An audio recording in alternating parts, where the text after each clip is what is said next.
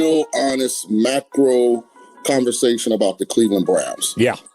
And during this conversation, there are going to be some things that I'm going to point out that I think are a microcosm that impacts a lot of organizations, and it separates the organizations that win on a consistent basis from the organizations that seem to be in this perpetual loop of failure. Yeah. And number one is, are we bringing Kevin Stefanski back next year as the head coach? Are you asking me or what I think they're going to do or what I would do? I'm basically posing the questions that the Haslam should be asking themselves. Yes, right. I think he's going to get fired. I think he is going to get fired. I think you should go ahead and fire him. Yeah. Because he feels like he's coaching for his job. And it may seem like a defeatist attitude, but sometimes what's best long-term for the organization might not be best short-term for the people currently running the organization. Certainly. And the worst thing the Browns can do is win these last two games and end up picking 8th or 9th instead of potentially having the 1st through the 3rd overall pick. And that the Cleveland Browns just dropped another heartbreaker, 23-20 to the Buffalo Bills. Competitive game, yes, but still a loss. And in this league, close losses don't buy you forgiveness, they buy you draft position. Right now, that defeat has Cleveland teetering dangerously near the top of the draft board, possibly even a top 2 pick if the stars align. And that's where the tension explodes, because when you're drafting that high, every choice becomes franchise-defining. At the center of this storm is one name splitting the football world down the middle, Shedeur Sanders. This isn't just a quarterback debate, this is an identity crisis. It's about whether the Browns finally stop chasing shiny new resets or whether they trust what's already in the building. Shaun said it best. The conversation around Shedeur Sanders has gotten unhealthy. One side acts like he's already a bust, while the other treats him like a guaranteed superstar. The truth, of course, lives somewhere in the middle. But Cleveland doesn't have the luxury of comfort. They have to pick a direction. And let's be real for a second. The Browns just went toe-to-toe with Buffalo, one of the AFC's elite teams, and still came up short. That loss didn't just hurt the standings, it exposed the same problem Cleveland keeps running from, quarterback uncertainty. So now the question is unavoidable. Do you draft another quarterback high? Do you trade the pick? Or do you finally give Shedeur Sanders the keys and let the kid drive? Here's the uncomfortable part nobody wants to admit. Right now, Shedeur Sanders might already be Cleveland's best realistic option. Shaun didn't dance around it. He didn't sugarcoat it. He asked the exact question the Haslams should be asking behind closed doors. Not, is Shedeur a guaranteed franchise QB? Not, is he perfect? But something simpler and much more honest. Do the Browns currently have a better option at quarterback than Shedeur Sanders? And his answer was clear. They don't. That's where this conversation shifts. Strip away the hype, the hate, the noise, and the online arguments, and what do you really have? Cleveland has Deshaun Watson's contract looming like a storm cloud. They've got inconsistency. They've got injury questions. They've got backups who are stopgaps at best. And then there's Shedeur Sanders, already in the building, already familiar with the system, already flashing even amid the chaos around him. And yet somehow, he's still treated like the wild card instead of the opportunity. He's done some bad things, but I'm putting myself in the position of the Haslams. Do we currently have a better option at quarterback? A guaranteed better option at quarterback for 2026 than Shedeur Sanders? I've got to ask myself that question. It's not about, do I think he's a franchise quarterback? It's not about anything other than right now, do we have a better option? I would say the answer is no. Interesting. So you don't like Mendoza and Moore. You don't think it's, I've said all along, like, I don't know well enough, but I don't think either of those, I'm not sure that either of those guys are better than Shedeur. But you follow this bit much closer than I do. You're breaking down the film on these guys. You're not convinced that Mendoza or Moore are better than Shedeur. Is that fair? I'm not convinced that we can get either one of them. First of all, Dante Moore hasn't said he's entering the draft. Okay. Most likely Mendoza's going to be the number 1 pick. So I have to operate with what the facts are in front of me. And this is where things get uncomfortable for Browns fans who want a clean reset every 2 years. Shaun made it crystal clear. Drafting a quarterback just because you feel like you need one is how you end up stuck. The league doesn't reward desperation, it punishes it. Look at Cleveland losing to Buffalo again. They didn't get blown out, they competed. That roster isn't broken, it needs stability, and stability starts at quarterback. Shedeur Sanders gives Cleveland something they haven't had in a long time, a low-cost, high-upside option with time to grow. That matters because while fans argue about draft boards, front offices think about timelines, salary structures, and development curves. Ask yourself this while watching. If Shedeur Sanders didn't have his last name, would this even be a debate? Or would Cleveland fans already be calling him the future? That's what makes this whole situation fascinating. Shaun King made another critical point that most fans gloss over. Draft position matters more than people realize. Winning meaningless games late in a losing season might feel good emotionally, but it can destroy you strategically. The worst thing the Browns could do right now isn't losing, it's winning just enough to fall out of elite draft value. Top 3 picks aren't just about quarterbacks, they're about assets, leverage, and control. And if you're not fully sold on the quarterbacks at the top of the board, why reach? This is where Shedeur Sanders quietly gains ground. Cleveland didn't spend a first-round pick on him. They didn't mortgage the future. They didn't trade the farm. They took a calculated swing. And now, with the options on the table, that swing looks smarter by the week. Shaun King broke it down with brutal honesty. Dante Moore, inexperienced, high ceiling, yes, but not ready. A Jordan Love type situation at best, someone who needs years behind a veteran. Mendoza, short resume, solid season, Heisman hype, but elite, still a question mark. When you're drafting at the top, you're shopping for elite, not pretty good. So what happens if none of these quarterbacks project as top 10 NFL talents? Do you reach anyway just because you're desperate? Or do you do what smart organizations do? Build the roster and let the quarterback grow. That's where Shedeur Sanders fits the picture. He's already here. He's already learning. He's already battled adversity his entire football life. Unlike a rookie thrown into chaos, Shedeur understands pressure. He understands noise. He understands being doubted. And here's a question for you watching right now. If you're the Browns, why burn a top 5 pick on a quarterback you're not fully convinced about, when you can use that pick to build around a quarterback you already have? Think about that. Shaun King's philosophy is exactly what winning franchises do. Fill needs in free agency, draft elite talent regardless of position, don't overdraft out of fear. Pittsburgh overdrafted Kenny Pickett, and it set them back years. Cleveland has lived that mistake before. The question is, have they learned from it? And let's not ignore the timing. The Browns are in a strange window.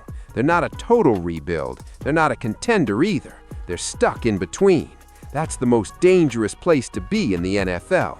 And quarterback panic is how teams stay there forever. Shedeur Sanders doesn't have to be perfect to be the right choice. He just has to be better than the alternatives. And right now, based on facts, not feelings, he might be. So let me ask you this.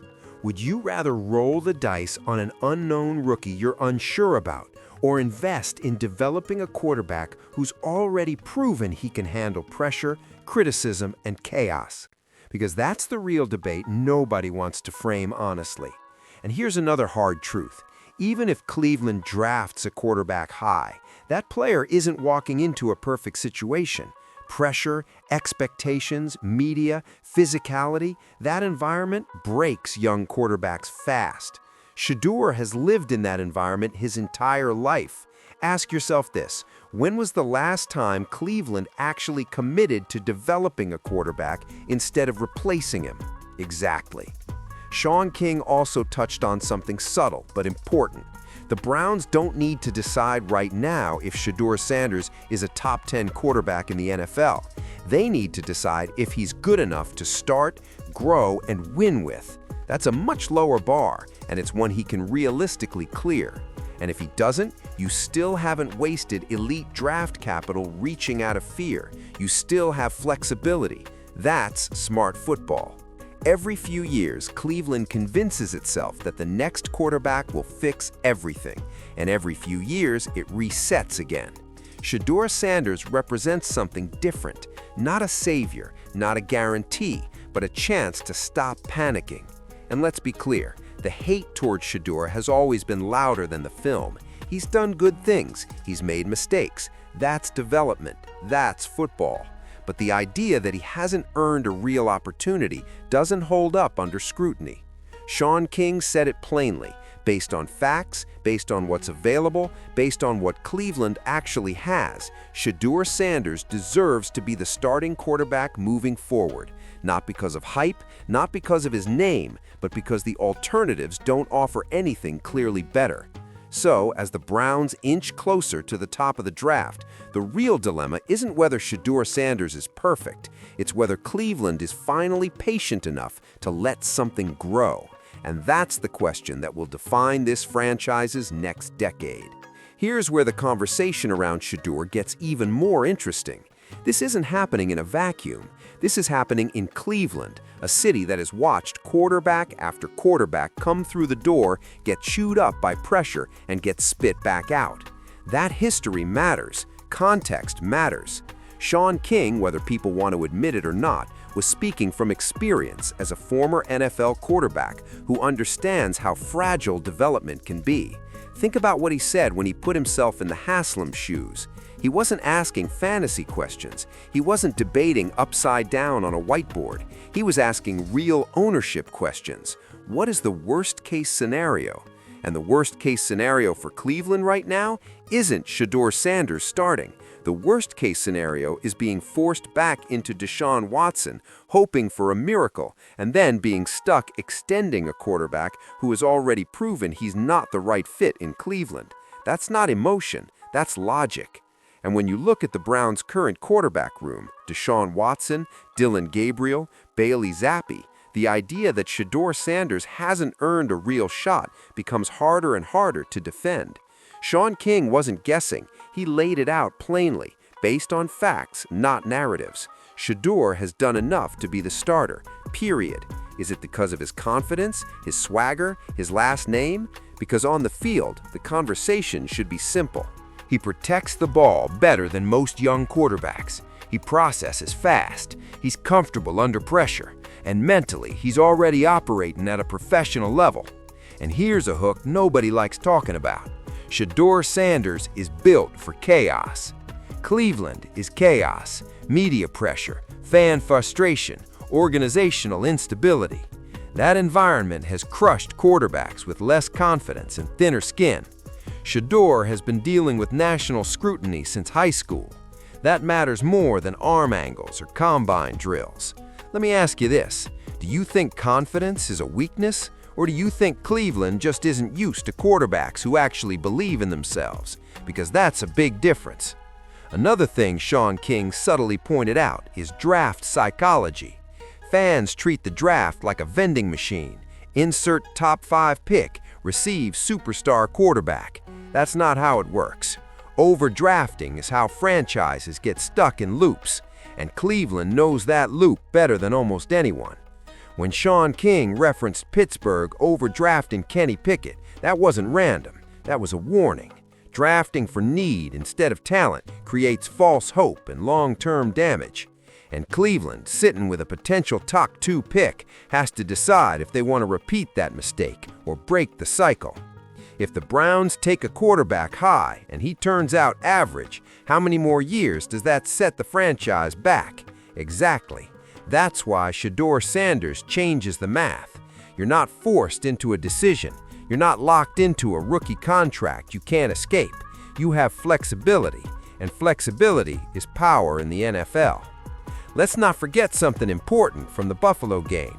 Cleveland didn't lose because of talent gaps. They lost because they couldn't finish. They couldn't close. Those are issues that come with continuity, not constant resets. The roster around the quarterback is competitive. The defense kept them alive. The offense moved the ball in stretches. This team isn't screaming rebuild, it's screaming stability. And stability doesn't always come from the draft. Sometimes it comes from committing to a plan. Shedeur Sanders doesn't need to be elite on day one.